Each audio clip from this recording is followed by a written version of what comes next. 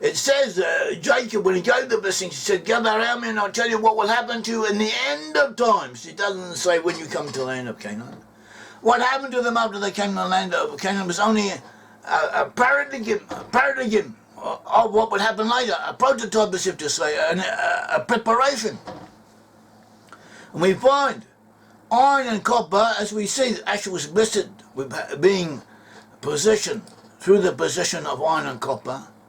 Copper is very important throughout Welsh history, as we saw in the great Orma mine, which actually seemed to have been brought the Israelites to the country in the first place. And copper later was important. In the 1750s, Welsh copper manufacturers held a virtual monopoly over the production of copper. They mined copper in Wales and they produced most of the copper for the British Isles, and the copper that wasn't produced in Wales itself, they owned it. They had a monopoly over it. And this was a time of the Industrial Revolution when copper was needed.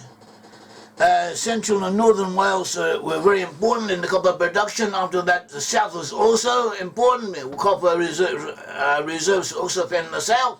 By 1851, that is about 100 years later, into the Industrial Revolution, Wales, despite its small size, relatively small size and small population, Wales had become the world's leading industrial nation of the time. Also, copper from other countries such as Chile, Cuba, South Australia was also brought to Wales to be processed there. So that gives us copper. We saw copper and iron were important to the tribe of Asher. See, copper indeed was very important to Wales, and so too iron. Iron was very important in Welsh history. Iron and coal were the main industries in Wales between 1760 and 1914. Iron was one of the first industries to affect society and the landscape of Wales. I'm quoting from an article on the subject. But by 1850 there was a worldwide demand for Welsh coal, and this was having a huge effect on Wales. South Wales became one of the most important industrial areas in the world during this period. By 1847, South Wales produced 35% of all British iron. And mineral resources are also symptomatic of the Lost 10 Tribes in general. The Lost 10 Tribes were promised that they would have mineral resources. And this blessing was to take effect especially through Joseph, the sons of Joseph, Ephraim and Asher. In Genesis 49, Jacob was blessed, Jacob was blessed by Isaac his father. And Genesis 49:25 says, may the God of your father who shall help you, by the Almighty who shall bless you with blessings of heaven above, blessings of the deep life under, blessings of the breast and of the womb, blessings of the deep, the life under means mineral resources. So too in Deuteronomy 33 verse 13 it says of Joseph, he said, blessed be the Lord of the Lord be his land, for the precious things of heaven, for the dew and for the deep, the crouches beneath, in other words, the mineral resources. 33:15, and for the chief things of the ancient mountains, and for the precious things of the lasting hills, that is mineral resources. It says that Joseph was to be blessed with agricultural prosperity, healthy lands, and mineral resources and plenty. Joseph, the two tribes of Ephraim and Asher became the dominant tribes in the British Isles, and they also gave rise to the USA. Asher in Wales was a part of the domain of Joseph, associated with Joseph. So we see here how the blessing to Asher having iron and copper in his domain also spread his blessing to the rest of Joseph. Through the blessing of Asher, Joseph also received and was enabled to give substance to the goal of his existence, which was to be a stabilizing, civilizing force in world civilization. Now this section that we quoted from, in Deuteronomy 33, Deuteronomy 33 verses 24 to 25 speak of Asher. Then from 26 to 29 it continues and it speaks of Israel in general. But the verse hints in verse 29, and also it is attached to the verse to Asher, that it had a special significance and a special pertinence to the tribe of Asher, as well as to the tribes of Israel in general. And it says It says, and of Asher he said, Asher is most blessed of sons, let him be favoured by his brothers, let him dip his foot in oil. Your sandal shall be iron and bronze. As your days shall your strength be. There's no one like the God of Yeshurun. Yeshurun is another name for Israel. There's also similar to Asher, who rides the heavens to help you, and in his excellency on the cow and the clouds, the eternal God is your refuge, and underneath by the everlasting arms he will thrust out the enemy from before you, and will say, destroy. And Israel shall dwell in safety. The fountain of Jacob alone, in the land of grain and new wine, his heavens shall also drop dew. Happy are you, O Israel. 29. Ashrecha Israel. Also here we have the name Asher, confirming our understanding that Fishel Ma'ael in his book Israel, he too notes a connection between the words in this blessing to all of Israel and the tribe of Asher. And the blessing itself is attached to the blessing, or follows on from the blessing to the tribe of Asher. So this can be accepted. And it promises, it says that it was like to you, O people saved by the Lord, the shield of your help, with the sword of your majesty. Your enemy shall submit to you, and you shall tread down their high places. This indicates military prowess like all Israel had. And the Welsh have been more warriors than is commonly recognised. For some reason the Welsh were quite proficient warriors, or warrior people in their time. The Normans conquered Wales. The Normans, after they conquered England, they also conquered Wales, but they needed to put up 600 fortresses in order to do so. That is a fantastic number. A very dense number of fortresses were needed to keep the Welsh down. Welsh became the most fortified country in the world at that time.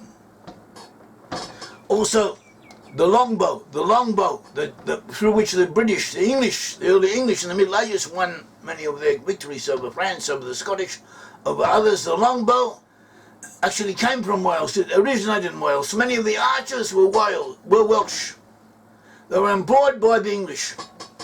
And the Welsh country, the West country in general, that is Wales and the surrounding areas, were the source for the British fighting forces on the continent.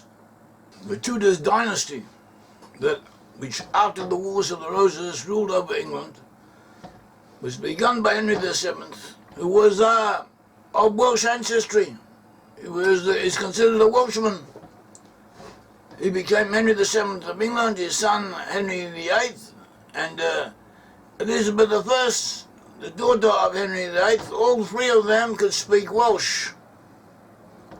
Oliver Cromwell in 1599-1658, who led the Puritan side in the English Civil War, and created the New Model Army, which was quite a formidable force, possibly the most formidable force in all of Europe.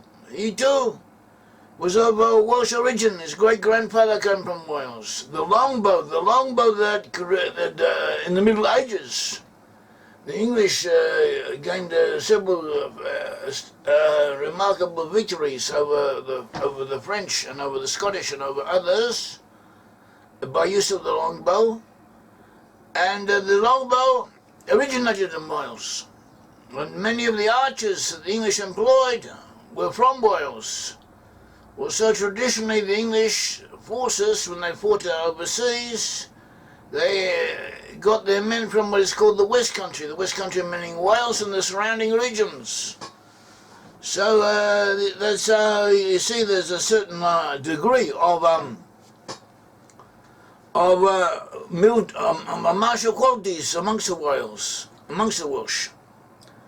The Welsh National Anthem describes themselves as having a country of warriors and poets.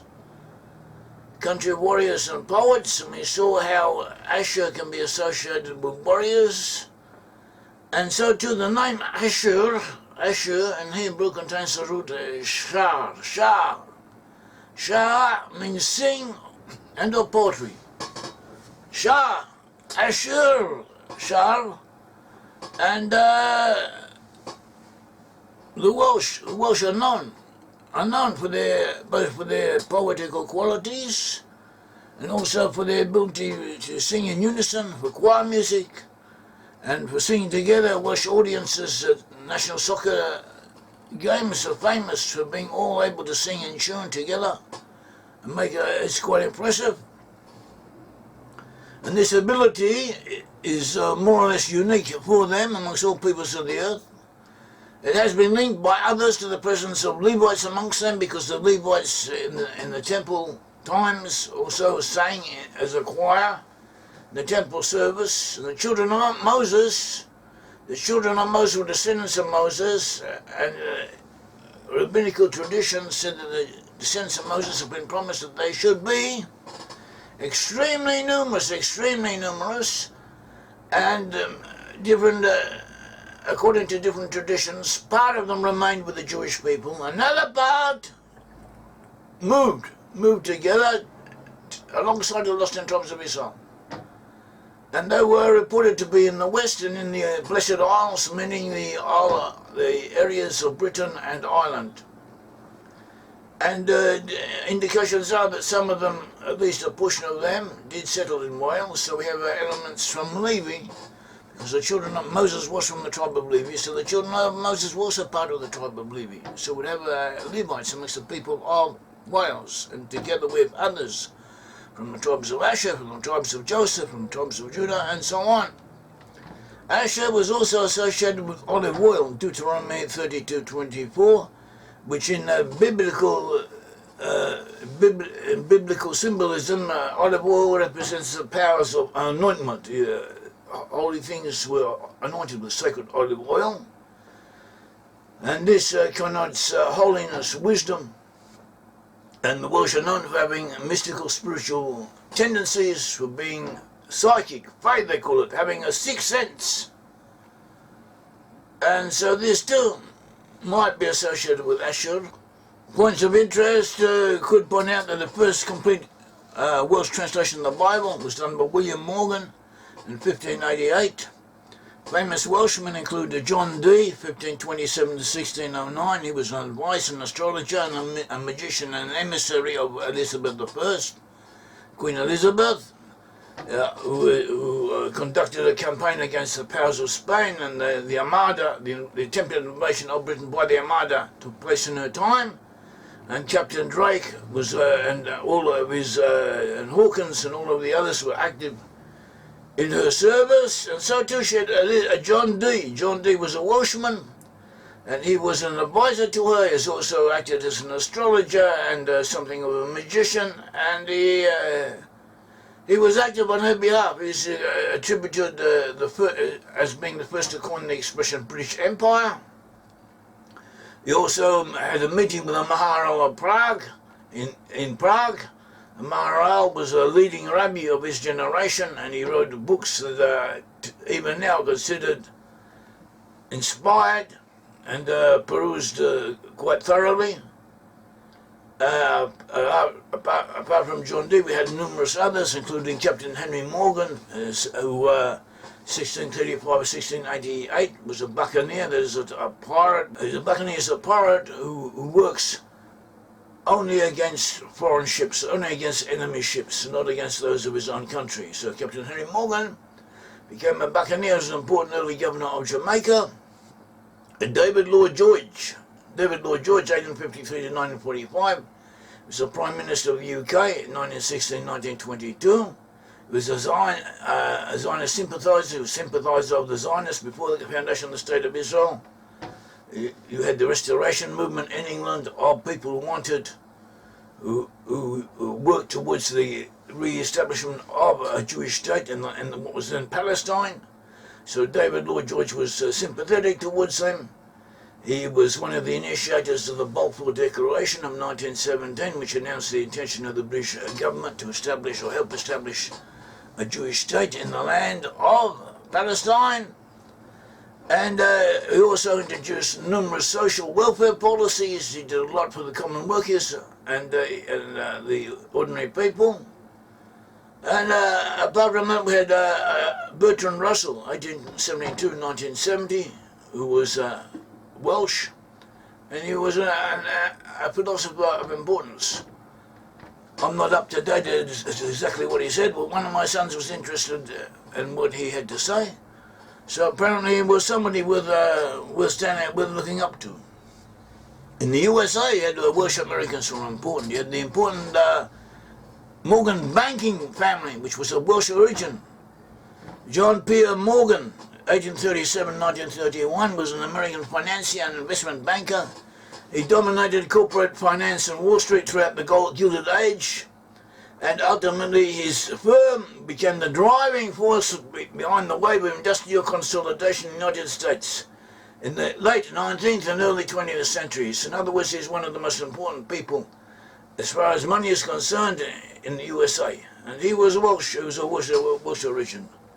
An estimated Wikipedia tells us that almost 2 million Americans have Welsh ancestry,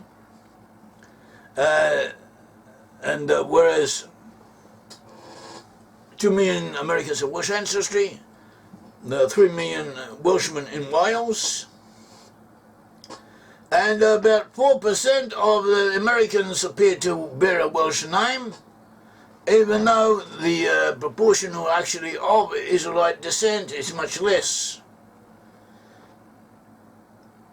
There have been several US presidents with Welsh ancestry, including Thomas Jefferson, John Adams, John Quincy Adams, James A. Garfield, Calvin Coolidge, Richard Nixon, Barack Obama, Jefferson Davis, President of the Confederate States of America, and others, including US Vice President Hubert Humphrey and US Secretary of State Hillary Clinton, who are all of Welsh heritage.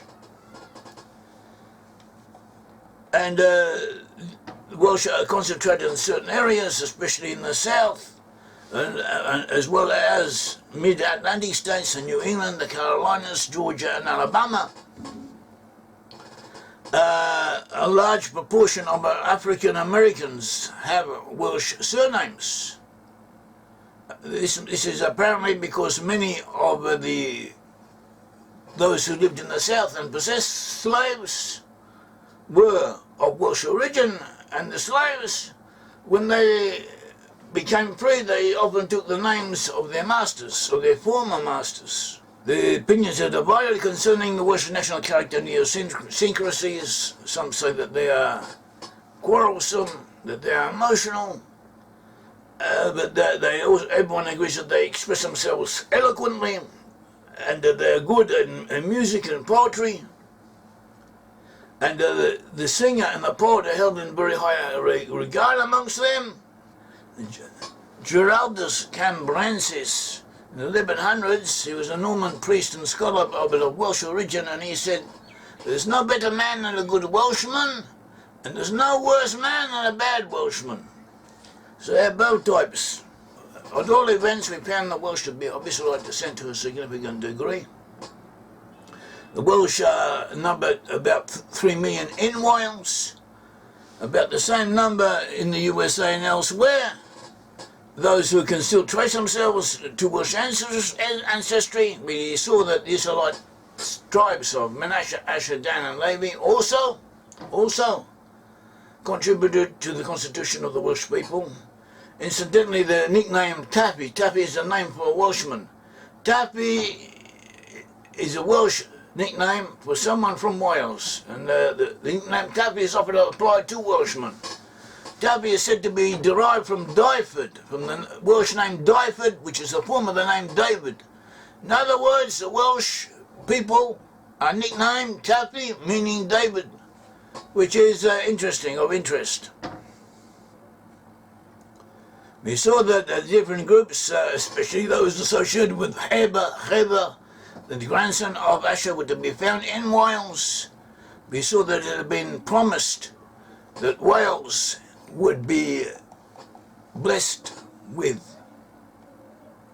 We saw that Wales would be blessed with iron and copper.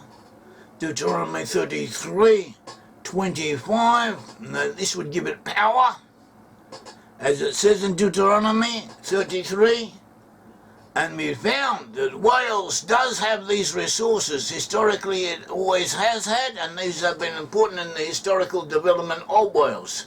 Its copper and its iron resources, as well as other mineral resources. The possession of mineral resources in general is one of the signs, one of the blessings that have been promised to all of the Israelite tribes, especially those from the Lost End tribes, because the Lost End tribes had a role to play in world history, which was different from that of Judah, And they needed these blessings in order to be able to fulfill the task that was before them of uplifting the world from inside and of reforming the nations. The Lord God of Israel bless you. Thank you.